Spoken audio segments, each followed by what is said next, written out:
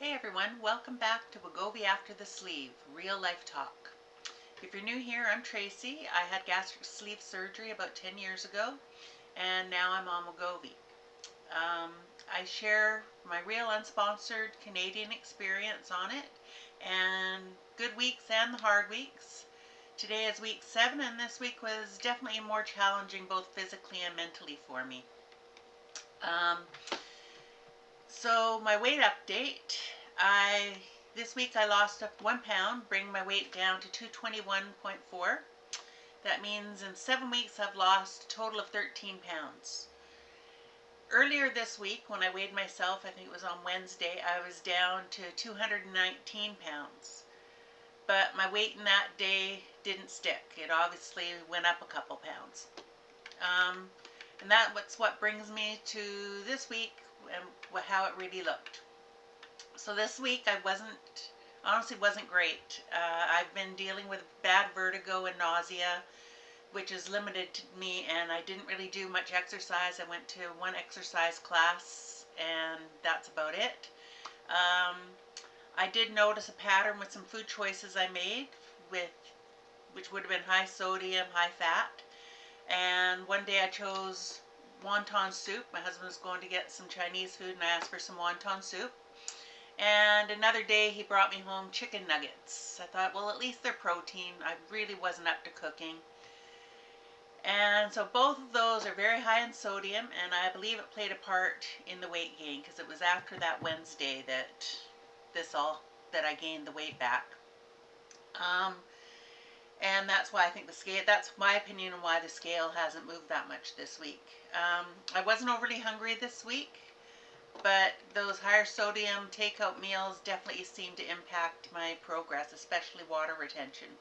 Now, before going on Wegovy, I did notice that weeks that I had a little bit more takeout or fast food, I didn't do as well on losing weight either. So I assume that's partly water retention from the sodium and everything, but we'll see. I'm going to keep an eye on that and track it.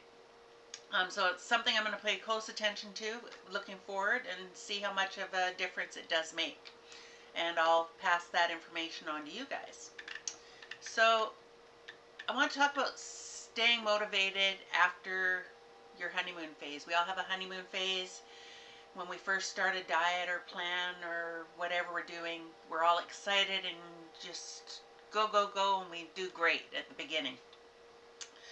So at the beginning of this plan of going on the GLP1, weight loss, and lifestyle changes, my motivation was high. That's the honeymoon phase, but we all know it doesn't last forever.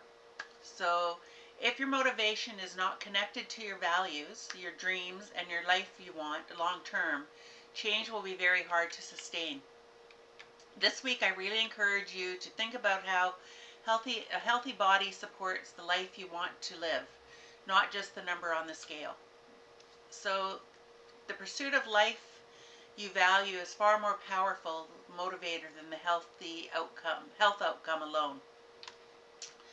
So I hope you watched my bonus video last week about creating a health vision, because this is where it really matters.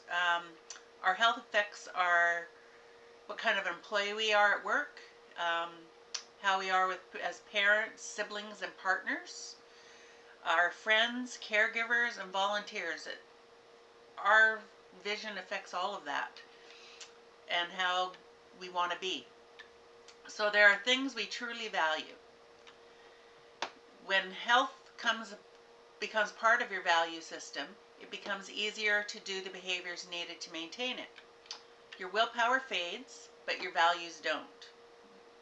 So that's why writing a health vision is so powerful. And yes, it's uncomfortable. Looking at ourselves honestly can make you feel very vulnerable. Sorry, I have a little bit of a stutter and sometimes I have trouble with some words. And writing a health vision is actually an act of bravery. Like putting your life, even just keeping it to yourself, putting it down on paper is just brave. And it does really, you'd be surprised how much it does help. Um, if it makes you emotional while writing or reading it, that's a good thing.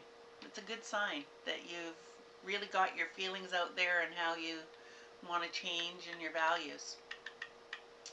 So you want to change your habits without being overwhelmed. You don't see the change all at once, and you shouldn't.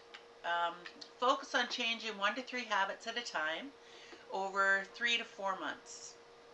So getting a few habits working well builds confidence and creates success.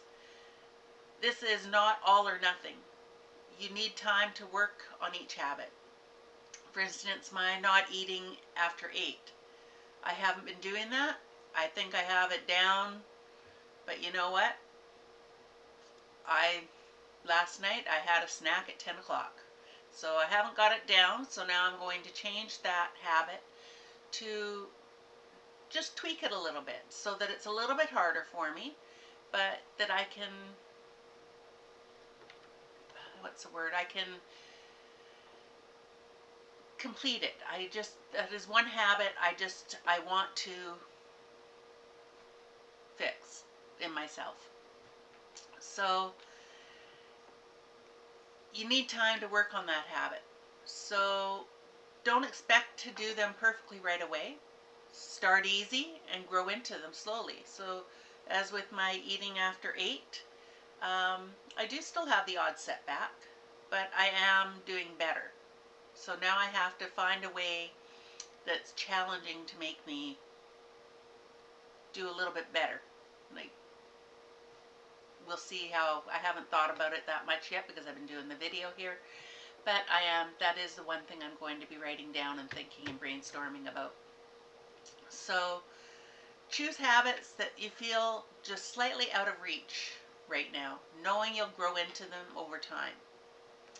So remember, what doesn't challenge you doesn't change you. The goal is that by the end of the 4 months, this behavior feels regular and natural, so you won't even think about it, it just happens. And I'm pretty much at that point with this. Just like I said, I have the odd night that I need to decide what I'm going to do to get my brain around or my cravings around eating it that night. That is a habit, and that is one I'm determined to beat. Focus on the behaviors, not just your weight. Habits are behaviors that, when repeated over time, lead to the results you want. Your body decides when it's going to respond to change, and sometimes it has a different timeline than we particularly would like. That's why in weight loss courses I've taken, the focus was always on changing the behaviors, not just the numbers on the scale. So, how do you choose your healthy habits? A great way is to start brainstorming. Grab a piece of paper, write everything down. You could do to support your goals. Be creative. Even unrealistic ideas are welcome. Things like eat out less, hiring a chef, cooking more, taking cooking classes, eating more vegetables if you eat vegetables, bring lunch to work, walk with a friend, take the stairs, keep a journal, meditate, do yoga, sleep 8 hours, watch TV less, eat breakfast, and not eating in the car. So if those are something you could add to your brainstorming, that's great, but you want to put your own thoughts into it and things that you need to fix in you and the habits. So once you have 20 ideas, review them. Start the ideas that feel key to your success, the ones that you feel that you'd be able to complete, and mark the ones you feel important to work on now. So start the ones that you feel realistic for the next 4 months, and cross out anything you're already doing, because what you're doing now got you where you are now. So you want to break those habits. My suggestion is every 3 to 4 months, choose one nutritional habit and one activity habit. But these are your habits and your choices. These are just my suggestions. So to define the success actually looks like, Be specific, sort of like the SMART goals we talked about in a previous video. So be specific. Instead of exercise more, say exercise 3 days a week for 60 minutes. So that's where my exercise, I put it more specific of when I'm at work and walking on the ferry. Well, I need to change that to exercising 3 times a week for 30 minutes and the gym twice a week. So instead of being too specific of doing it just on the ship or the ferry. So instead of eating out less, say eat out no more than twice a week.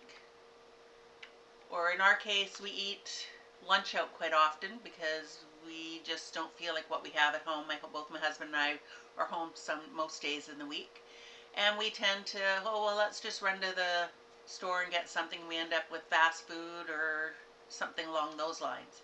Well, even if you just go to the store and grab one of their sandwiches or some rotisserie chicken or anything like that, that's better than going for fast food.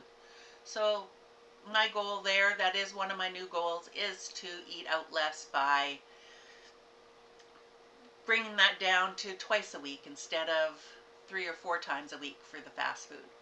I think that'll make a big difference, especially when I notice this week what a difference it made with me having high sodium, high fat foods. Instead of be more mindful, say journal nightly or meditate 3 times a week. Now, I never used to be a meditator or a journal writer. I still prefer the meditation more than anything. It's just sitting here and paying attention to your breathing and stuff like that, and that really does work. It just relaxes you, and that's my choice, is meditating.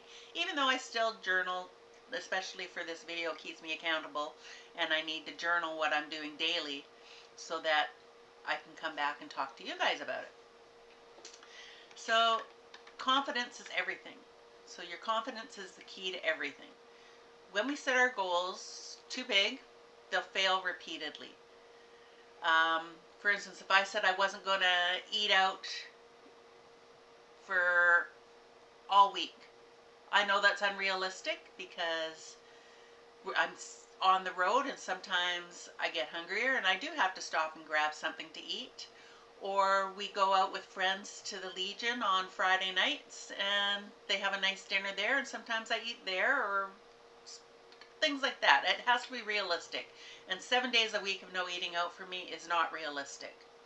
So a realistic thing for me would be only eating out twice a week, and look at the menu ahead of time and choose what I'm going to order so that I'm not tempted by something else on the menu. That I've tried plenty of times and it works. I did that when we went to the Hog Shack for my son's birthday, and it worked perfectly for me. For each habit, ask yourself, how confident am I that I can consistently do these 4 months from now? Rate your confidence from a 1 to 10. If your confidence is below 7, don't adjust the rating, adjust your plan. So like I said, I'm being realistic. I think that takeout or restaurant eating twice a week is realistic for me. But at the same time, I'm wondering if I should do 3 days. Because then I'm not going to, I'm adjusting my plan to maybe 3 days so that I'm not setting myself up for failure. So that might be better for me because I know that it's a little bit more realistic for me. So that would be something like adjusting my plan. So I'm making my habit easier to accomplish, which is going to give me more confidence. Aim for confidence level of between 7 and 9. So you can always exceed your plan later, but don't overshoot it at the start. Okay? So week 7 for me wasn't perfect, but it was informative. I'm learning patterns, listening to my body, and focusing on behaviors instead of just the scale.